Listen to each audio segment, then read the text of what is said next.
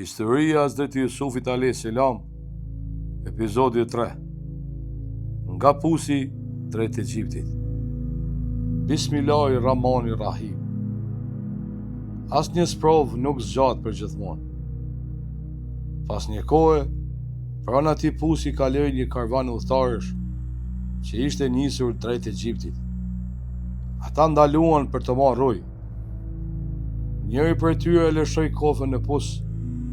Mirë po, kur e ngriti lart, nuk gjeti ujë. Në vend të tij, pa një djalosh me fytyrë të ndritur dhe me bukuri të rrallë. I habitur, ai thirri: "Sa lajm i mirë! Ky është një djalë." Ata nuk e dinin se ai djalosh nuk ishte një fëmijë i zakonshëm. Ai ishte një profet i Allahut, të cilët i ishte caktuar një mision i madh. Karvani e mori me vete dhe vendosi ta bante të fshehtë, duke menduar se mund ta shiste në tregjet e Egjiptit. Ku arritën në Egjipt, Hazreti Jusufi a.s. u shit për një çmim shumë të vogël, vetëm për disa monedha argjendi. Njeriu që u bleu ishte Azizi i Egjiptit, një nga njerëzit me pozitë në vend si mbret. Kur e pa djaloshin, zemra e tij u mbush me respekt. Ai u drejtua gruas e tij dhe i tha: "Trajtoje mirë, ndoshta do të na sjell dobi ose do ta birësojmë." Nga ai moment, Hazreti Jusufi a.s. filloi një etapë të re.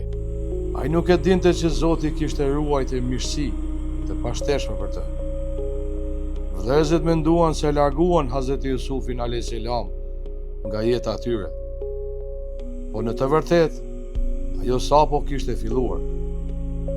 Nga fundi një pusi drejt një pallati, nga vetmia drejt një vendi ku do të rritej me dije, urtësi dhe edukim. Kështu vepron Zoti me të dashurit e tij të zgjedhur. Sprovat nuk janë gjithmonë shenjë braktisjeje.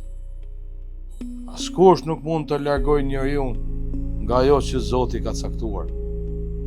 Prandaj, mos u dëshpro dhe mendo se sprova që po jeton sot është fillimi i mirësisë më të madhe që Zoti ka shkruar për ty. Në episodin e ardhshëm, sprova e Hazreti Jusufit a.s. në pallatin e Azizit të Egjiptit.